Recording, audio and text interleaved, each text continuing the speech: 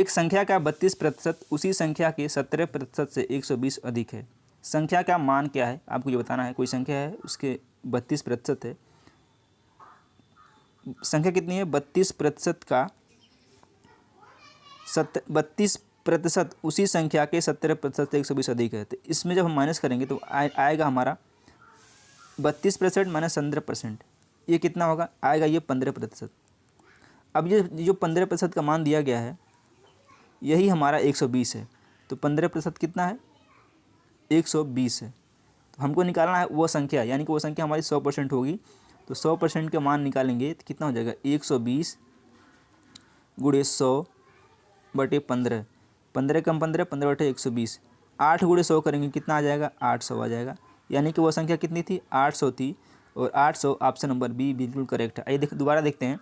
कोई संख्या है उसका 32% उसी संख्या से 17% से 120 अधिक है। तो जब बेसिकली इन दोनों का हमको अंतर निकालना है, सीधा सीधा है।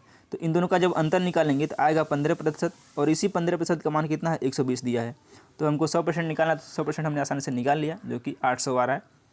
आइए अगला क्वेश्चन देखते हैं। घनाभ की लंबाई में, ये इंपॉर्टेंट क्वेश्चन है आपके सभी एग्जाम के लिए। घनाभ की लंबाई में 25% और चौड़ाई में 30% की वृद्धि की जाती है तथा ऊंचाई में 50% की कमी की जाती है। आयतन पर क्या प्रभाव पड़ेगा। जब हम इसको फार्मूले से लगाएंगे तो काफ़ी हमारा लंबा चौड़ा आएगा। तो हमको क्या करना है, कोई फार्मूला यूज नहीं करना है। लंबाई क्या हो रहा है 25% बढ़ रहा है, तो एल यानी कि 25% बढ़ रहा है, तो 25/100 करेंगे तो यह कितना होगा 1/4। पहले 4 था, 1 बढ़ के कितना हो जाएगा 5, तो 4 से कितना हो रहा है 5 हो रहा है।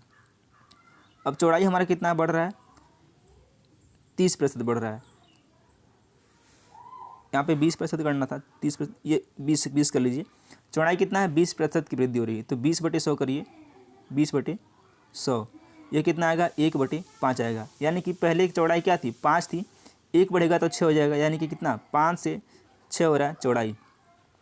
तो हमारा ऊंचाई क्या हो रहा है, ऊंचाई हमारा क्या हो रहा है, ऊंचाई में हमको कमी आ रही है 50% की, तो 50/100 करिए, 50/100 ये कितना आएगा 1/2। यानी कि ऊंचाई कितनी थी पहले 2 थी, ऊंचाई अब 1 कम हो जा रही है, तो 1 हो जा रही है। सबको ऐसे लाइन खींच करके आपस में मल्टीप्लाई कर लीजिए। 4×5 = 20 दूनी 40, 5×6 = 30, क्या हो रहा है 40 से 30 हो रहा है।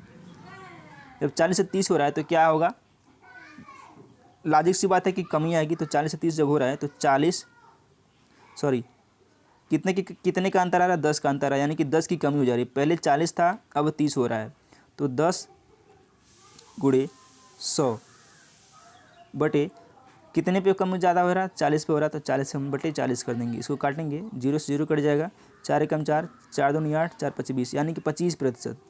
25% की क्या आ रही है कमी आ रही है, यहाँ पे अंतर आ रहा है। जैसे देखिए यदि इस साइड का बढ़ेगा तो वृद्धि होगी, इस साइड का कम होगा तो कमी होगी। तो इस साइड क्या हो रहा है कमी हो रहा है, तो इस साइड कमी हो जाएगी।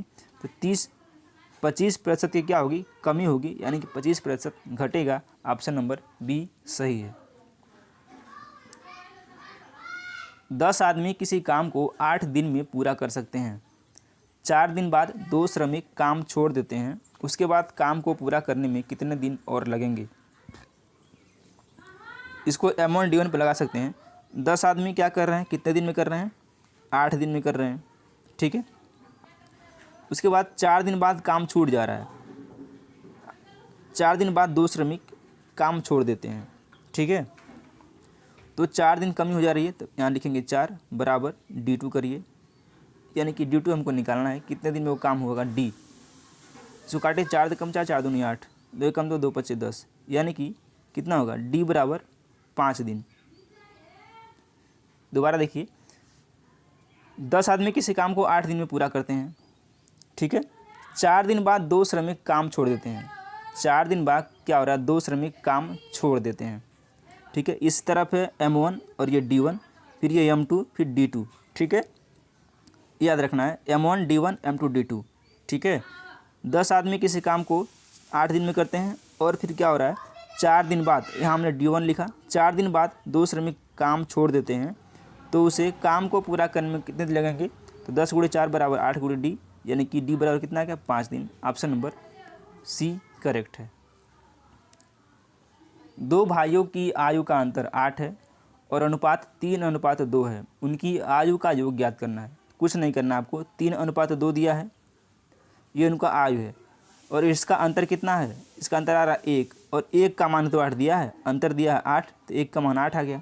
अब इन दोनों को जोड़िए, कितना आ रहा है, 5 आ रहा है। हमको 5 की वैल्यू निकालनी है, यानी कि दोनों भाइयों की आयु का योग निकालना है। तो 5 का मान कितना हो जाएगा, 5 चौटे 40, 8 गुणे 5/1 कितना आ गया, 40 वर्ष। यानी कि उन दोनों भाइयों के आयु का जो योग होगा 40 वर्ष होगा। ऑप्शन नंबर बी करेक्ट है। दोबारा देखिए, दो भाई हैं, मान लीजिए एक ए है और एक बी है। इन दोनों को जो आयु का अनुपात है 3:2 है, और इनके आयु का जो अंतर है वो 8 वर्ष दिया गया है। तो 3 और 2 का अंतर कितना आ रहा है, 1 आ रहा है, 1 का मान 8 दिया है, और इन दोनों को जोड़ेंगे तो आएगा 5, और 5 का मान निकालना है, 5 का मान कितना हो जाएगा, 40 हो जाएगा।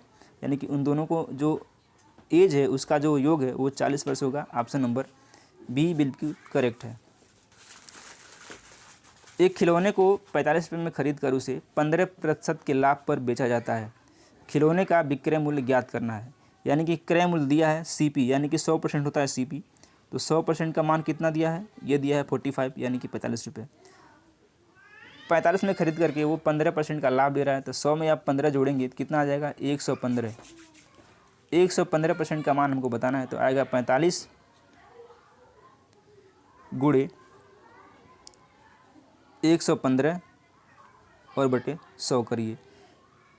5 दूनी 10, 20 बार में कटेगा, 5 दूनी 10, 5 तियाँ 15, 23, 5 चौके 20 और 5 नवा 45, 23 गुणे 9 करिए, 9 3 27 को 7 हासिल 2, 9 दूनी 18 और 2 20, 207 बटे नीचे कितना है 4, इसको काटेंगे, 4 एकम 4, 4 पचे 20, 4 एकम 4, 3 बचेगा, पॉइंट लगेंगे, 30 हो जाएगा 28, 4 सते 28, 2 बचेगा, 4 पचे 20, यानी कि 51.75 रुपये में वो क्या कर रहा है, बेच रहा है। उसका विक्रय मूल्य कितना है, 51.75। ऑप्शन नंबर सी दिया गया है। तो चलिए, हम उम्मीद करते हैं सेशन पसंद आएगा। सेशन पसंद आए तो वीडियो को लाइक करें और चैनल को सब्सक्राइब करें, बेल आइकन प्रेस करें, जिससे कि आपको नोटिफिकेशन मिल पाए। धन्यवाद।